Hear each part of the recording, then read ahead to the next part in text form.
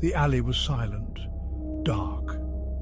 Only the moon dared touch the grime-covered bricks with its pale light. A chill wind whispered, stirring the garbage, revealing the flash of yellow eyes. Two emerald orbs joined the first, then more, like tiny green flames flickering in the darkness. They slithered closer, sleek bodies moving with an unnerving grace, their shadows stretching long and thin. A low purr, barely audible, vibrated through the air. The shadows shifted, resolving into the unmistakable forms of cats. These were hunters, their eyes gleaming with an ancient predatory light. They were gathering, drawn together by some unseen force, their collective gaze fixed on the mouth of the alley. A young couple, oblivious to the danger lurking just feet away, laughed as they rounded the corner. They were young, their faces flushed with the joy of a night out, their hands intertwined.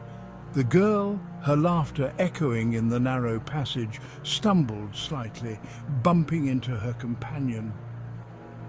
He steadied her, his eyes meeting hers in a look of playful affection. They didn't see the cats, not at first, but then the girl gasped, her hand flying to her mouth. Look! The cats were closer now, their eyes burning like green embers in the darkness. The couple, frozen in place by a terror that seemed to seep into their bones, could only stare as the largest cat took another step forward. The old woman, hunched over her cane, shuffled down the sidewalk. Her steps were slow, her breath shallow and raspy. Streetlights cast long skeletal shadows that danced around her feet. She paused, her frail hand clutching at her chest, her thin lips struggling to draw in a full breath. Unseen in the darkness of a nearby doorway, a pair of eyes watched her. They glinted with a cold, calculating light, reflecting none of the compassion a human might feel for the woman's plight. Instead, there was only a chilling indifference, a sense of anticipation, as if the creature was savoring the woman's struggle. The woman straightened slowly, her breath catching in her throat. She sensed that she was not alone, that something was watching her. But she couldn't see anything in the deepening shadows. The air grew heavy, oppressive. She tried to call out, but no sound escaped her lips. Her voice was swallowed by the night, leaving her alone with the unseen eyes that watched her every move.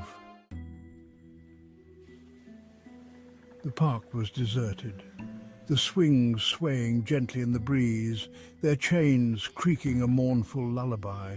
The last rays of sunlight painted the sky in hues of orange and purple, casting long, eerie shadows from the trees.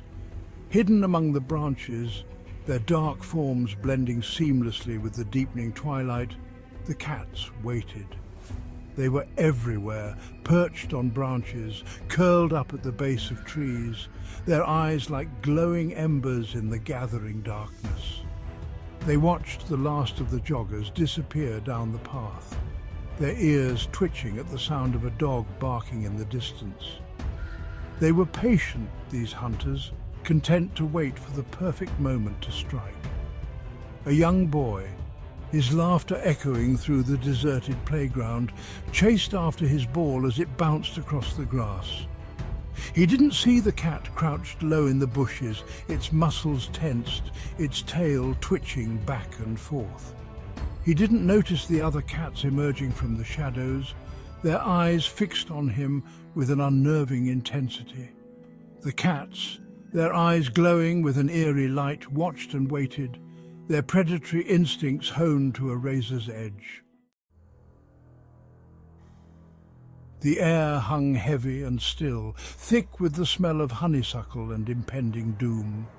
The old man, his rocking chair creaking rhythmically on the porch, closed his eyes, lulled by the warmth of the summer evening.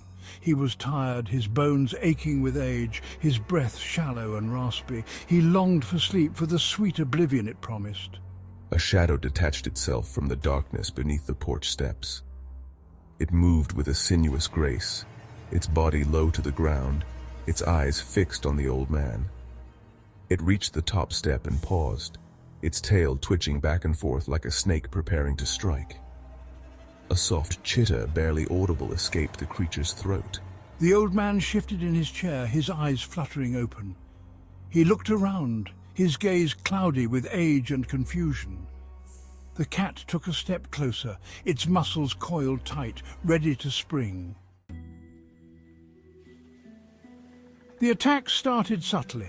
A jogger collapsing in the park, his breath stolen, his face frozen in a mask of terror. An infant lifeless in its crib, its tiny chest still, its eyes staring vacantly into the void. The authorities were baffled.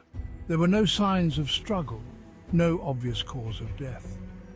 The victims looked as if they had simply forgotten how to breathe.